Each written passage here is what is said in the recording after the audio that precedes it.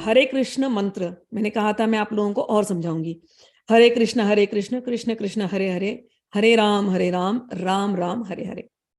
इसमें 3 मंत्र हैं, हरि, राम और कृष्ण। इसी मंत्र को बारंबार रिपीट किया गया और एक लिरिकल टोन में। आप ये जो मंत्र दिए गए हैं इसको आप न जाने कितने ट्यून्स में आप गा सकते हो। तो ये कोई वेदोक्त मंत्र नहीं है, ये कोई वेद के मंत्र जैसे नहीं बोल सकते, या कोई तांत्रिक मंत्र नहीं है जिसमें खूब बीजाक्षर दिए गए हैं। लेकिन इन मंत्रों में वो सारे गुण हैं जो आपको भक्ति के रास्ते में आगे बढ़ाने में सहायक हो। ये अपने आप में, इसको महामंत्र कहते हैं, ये अपने आप में बहुत ही पावरफुल मंत्र है। मंत्र वो होता है जो आपके मन को बदल दे। बार बार रिपीट करने से आपके मन को बदल दे। मन को बदल दे मतलब मन में है क्या, कहाँ है हमारा मन? तो हम एक सेंटर देंगे यहाँ ब्रेन के साइड।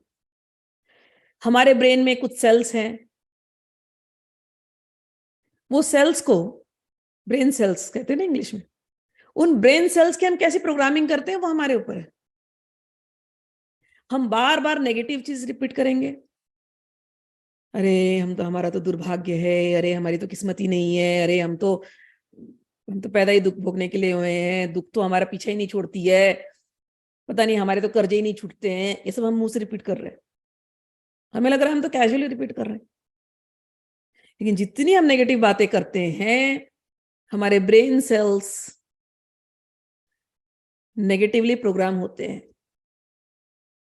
नेगेटिवली प्रोग्राम होंगे तो जीवन में जितनी सिचुएशंस आपकी आती जाएगी वो नेगेटिव होती जाएगी।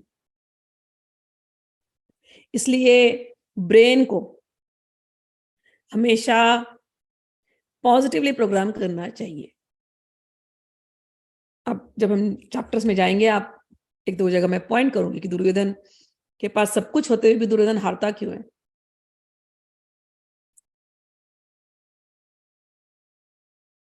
तो ब्रेन, जैसे मैंने कहा ना कि आप क्या भरते हैं, आप क्या बोलते हैं, आप क्या रिपीट करते हैं, उससे आपके ब्रेन सेल्स बन रहे हैं।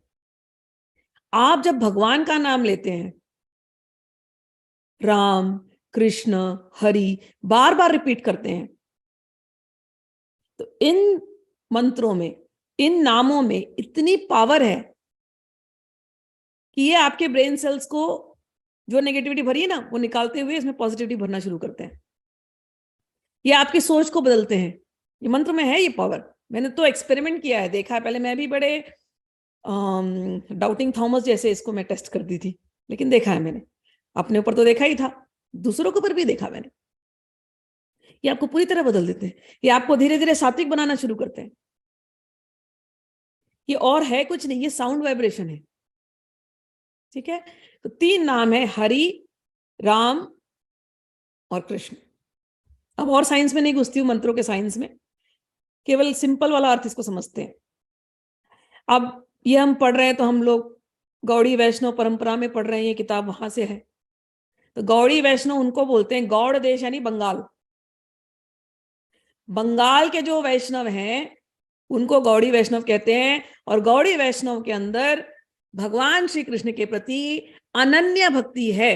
वो भगवान श्री कृष्ण के अतिरिक्त तो और कुछ देखना ही नहीं चाहते, और किसी देवी देवता की बात नहीं करना चाहते। वो उनकी अनन्य भक्ति है, उनकी अनन्य भक्ति को नमस्कार है।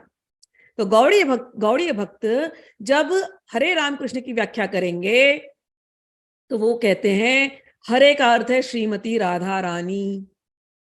आप सोचेंगे यहां पर राधा रानी का नाम कैसे आ गया, हरे कहां से राधा रानी का नाम हो सकता है? उसका एक डेफिनेशन है, हरि का अर्थ होता है हरने वाला, जो आपके मन को हर ले, आपके चित्त को हर ले, आपके पापों को हर ले यानी चुरा ले। तो उस हरि जो सबके मन को हर रहा है, जो सबके आत्मा को, पापों को, सबको हर रहा है, उस हरि के भी मन को हरने वाली हरिता, उस हरि के मन को भी हरने वाली हरिता वो श्री राधा रानी, उनको नमस्कार है। तो गौड़ी वैष्णव हरे से क्या अर्थ लगाएंगे? राधा रानी, वो जो हरि के भी मन को हरती है, वो हरिता, वो राधा रानी। ठीक है, एक अर्थ। कृष्ण का अर्थ तो आप जानते ही हो, राम का अर्थ भी आप जानते ही हो, फिर भी उसको और डिटेल में एक्सप्लेन करूंगी। दूसरा अर्थ, ठीक है, ये तो गौड़ी वैष्णव हो गए। राम जो शब्द है, गौड़ी वैष्णव कहेंगे वो धनुर्धारी राम नहीं, बलराम, गदाधारी बलराम। वो कहते हैं हमारे लिए राम तो बलराम है, तो वो केवल कृष्ण परिवार से ही जितने हैं उसी में जुड़े रहेंगे। तो हरि यानी राधा, कृष्ण यानी भगवान श्री कृष्ण, और राम यानी बलराम, उनको नमस्कार है, उनका हम स्मरण कर रहे हैं। ये हो गए गौड़ीय वैष्णव, बंगाल से जो आए वैष्णव। अब को ये तो केवल एक ही वैष्णव तो नहीं है, हमारे यहाँ तो और भी वैष्णव संप्रदाय है। तो नॉर्थ के जो वैष्णव है, जो रामचंद्र के पुजारी हैं, भगत हैं, तो वो क्या कहते हैं, वहां पर मंत्र उल्टा चलता है। कल ही हमने डिस्कस किया था, हरे राम राम राम हरे हरे, हरे कृष्ण कृष्ण कृष्ण हरे हरे। कल मैंने कहा इस पर भी लोग आर्गुमेंट करते हैं, आर्गुमेंट की बात नहीं है। उनके लिए तो रामचंद्र ही सब कुछ है। उन्होंने राम सीता, सीताराम की आराधना करते हैं। रामानुज संप्रदाय से होंगे, रामानंदी होंगे, सीताराम ही उनके, रामानंद संप्रदाय में सीताराम ही सब कुछ है। तो उनके लिए कृष्ण तो कृष्ण है ही, राम तो राम है ही। हर कौन है? हरे, हरे यानी शिव। समझ में आया? तो जो नॉर्थ वाले हैं वो क्या कहेंगे? हर यानी साक्षात भगवान शिव। तो हर या हरि, हरे जो फर्स्ट लेटर है, फर्स्ट वर्ड है हरे, हरे से दो निकला, हरि या हर। हम लोग हरिहर तत्व में भेद नहीं देखते। हरि यानी भगवान विष्णु, हर यानी शिव। और जब संस्कृत में संबोधन करना होता है ना, किसी को बुलाना होता है, तो दोनों को बोलेंगे हरे।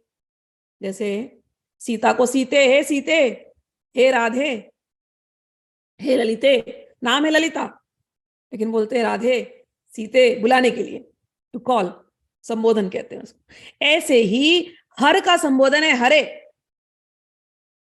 हे हरे। और वो हरे में हरि भी हो सकता है नाम, और हर भी हो सकता है नाम।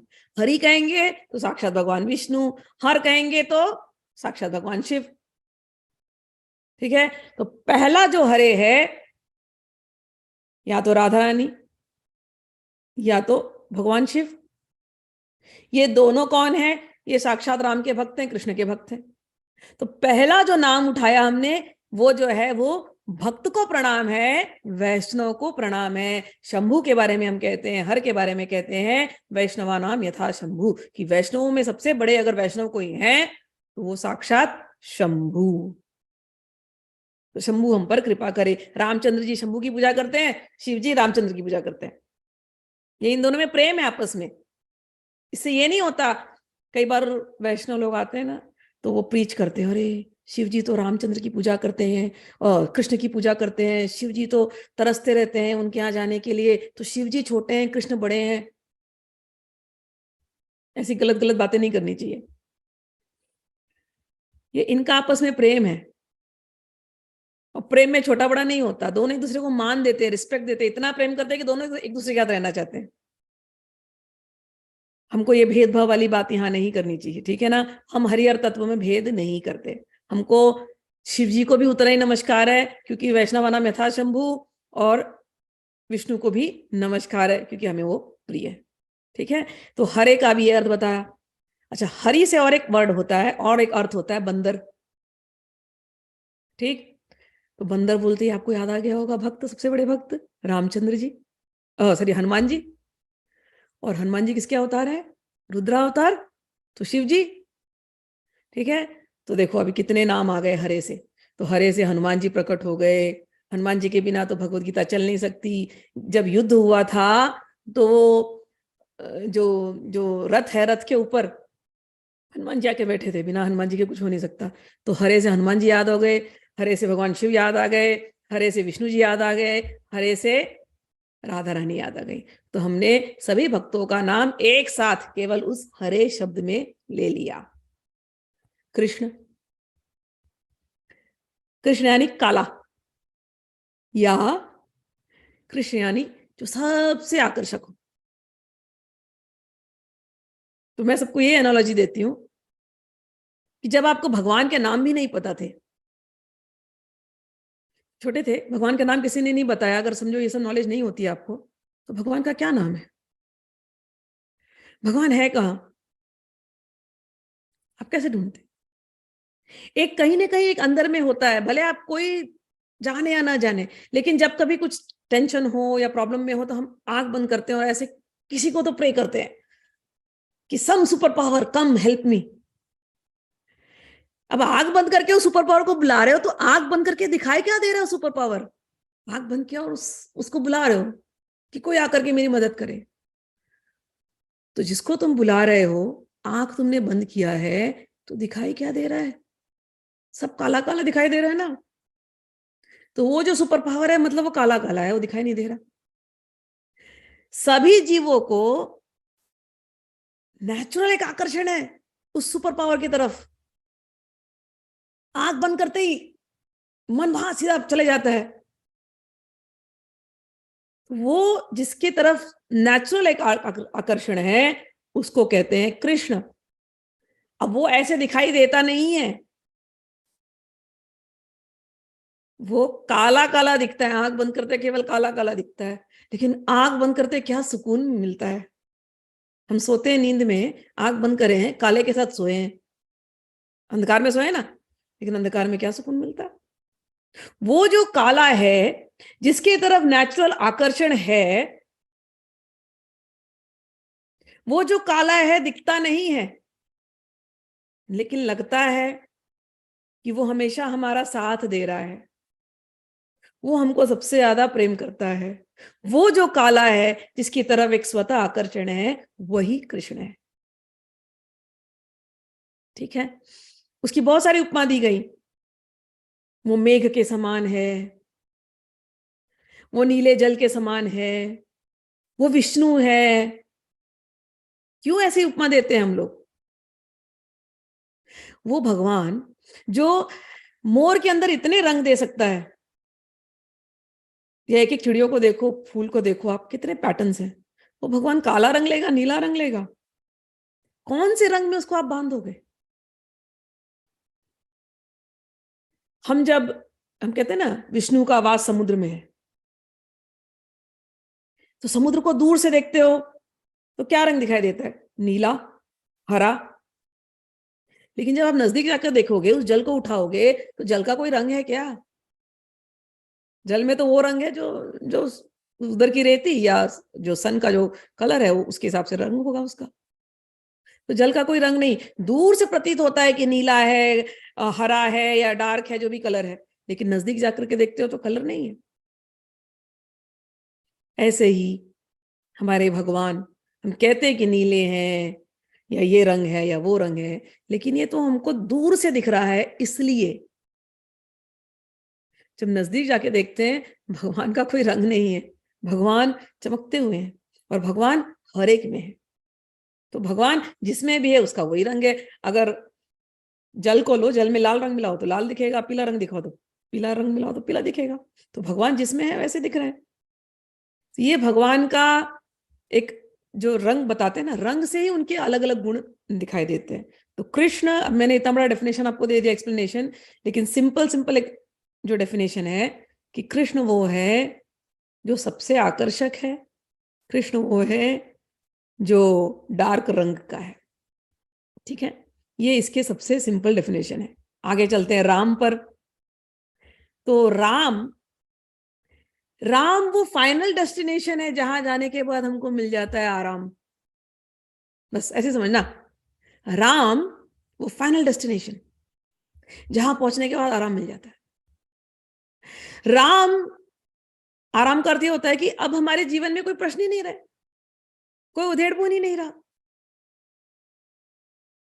जब सारे प्रश्नों का समाधान हो जाए, सारे उधेड़पुन खत्म हो जाए, जिसके चरणों में जाकर के बैठने से या जिस नाम को स्मरण करने से एक शांति, एक आराम, एक final, yes I have arrived, हो गया, काम हो गया। ऐसा जो डेस्टिनेशन है, ऐसी जो गति है, ऐसे जो चरण है, उसको कहते हैं राम। राम, तो हम 3 नाम को याद कर रहे हैं। तीनों नाम से क्या डिनोट होने वाला है? एक तो भगत को याद किया, दूसरा भगवान श्री कृष्ण को याद किया, और तीसरा राम। राम यानी जहां पर जाकर के आपके सारे संशयों का समाधान हो गया, प्रश्नों का समाधान हो गया, और अब जीवन में अब कुछ है ही नहीं उधेड़ बुन, अब जीवन में केवल आनंद ही आनंद है, आराम ही आराम है। उस गति को कहते हैं राम।